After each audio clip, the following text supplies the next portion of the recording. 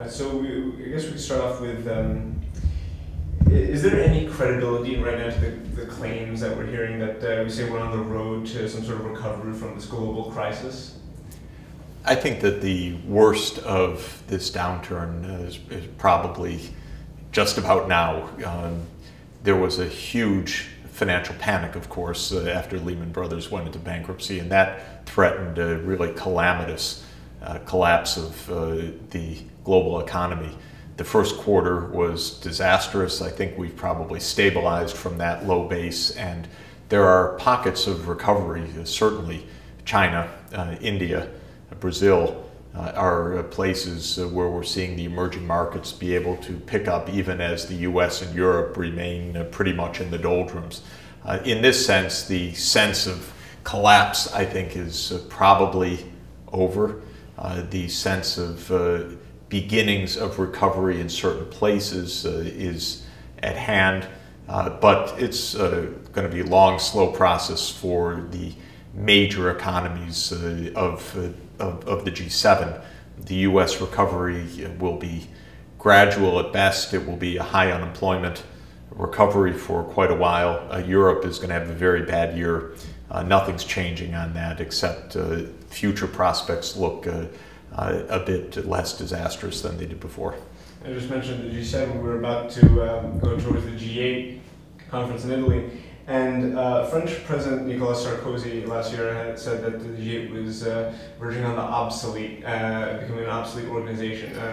Do you agree with his statement? I think that there's definitely truth to the G8 being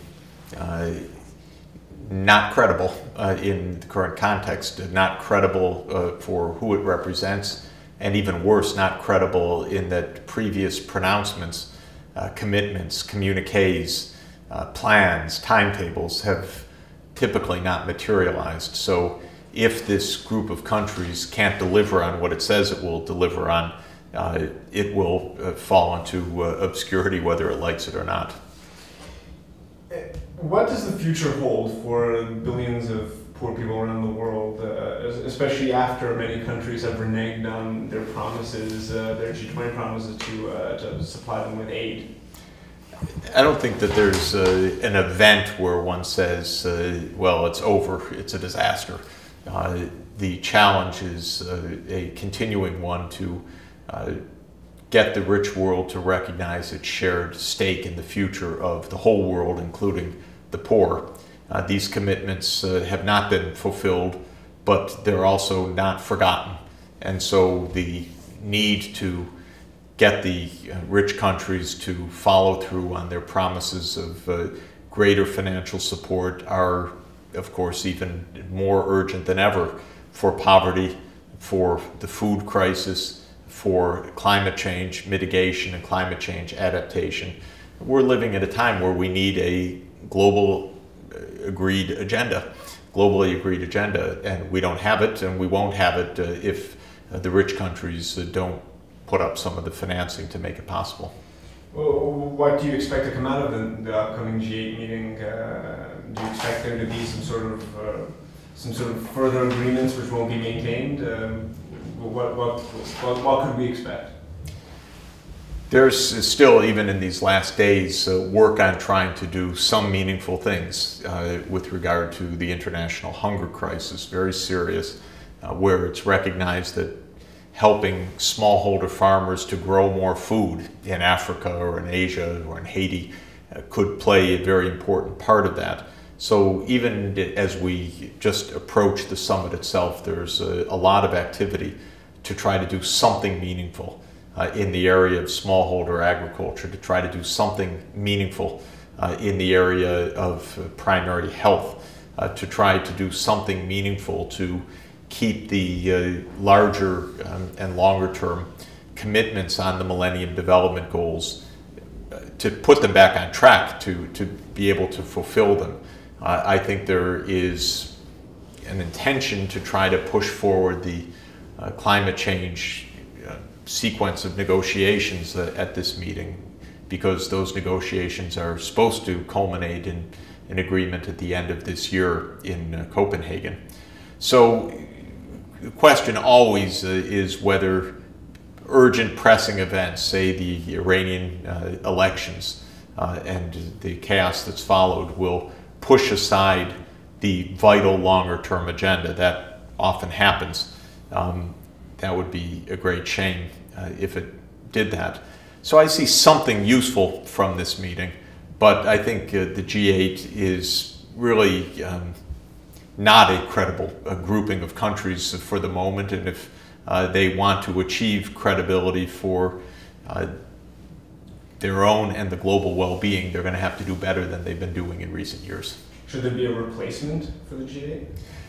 The G20 is right now the effective replacement for the G8 in terms of global monetary and financial discussions around the world macroeconomy. So the transition from the G8 to the G20 is already underway. There'll be a world leaders G20 in Pittsburgh at the time of the General Assembly in September. But the G8, representing the richer countries and specifically the rich democratic countries, has some special responsibilities that they've taken on themselves and not yet fulfilled. So there could still be a role for this organization of countries, but it's a fragile one right now, and it's going to have to be earned if this process is to continue. I said to Canadian leaders last month in Ottawa that, look, if they go to 2010 at the Canadian Summit and all those promises for 2010 are unfulfilled, better not to have the meeting. And I think that the meeting, if it's going to take place next year, ought to be a meeting in which the participants are coming with their commitments honored. China has recently proposed that the world move towards a more symmetrical monetary system. Would this be beneficial for the United States, for the world as a whole? I think that probably the centrality of the dollar is diminishing because it's hard to be the world's reserve currency and the world's largest debtor and the world's biggest borrower and a mass creator of money through all of the bailout operations of the Federal Reserve. So we don't look in the United States like the world's reserve currency manager at the moment. And I believe that some kind of transition to a more multipolar monetary system or towards a more symmetrical international system of perhaps a different unit of account like the SDR will evolve somehow. But this is a very complicated process. There are real interests at play, and usually changes in the monetary system take a very long time, often with lots of crises during the transformation. I think there are two kinds of models that could be models of the future. A true international currency. There are advocates of that. The SDR, special drawing rights of the IMF, doesn't look anything like that right now, but at least there's a way that the world could evolve towards that. The alternative, in my view, is three major regional currencies, essentially a dollar block, a euro block, and an Asian monetary unit, perhaps somehow around the Chinese yuan and the Japanese yen, or maybe just the yuan, or some formula of a basket in Asia.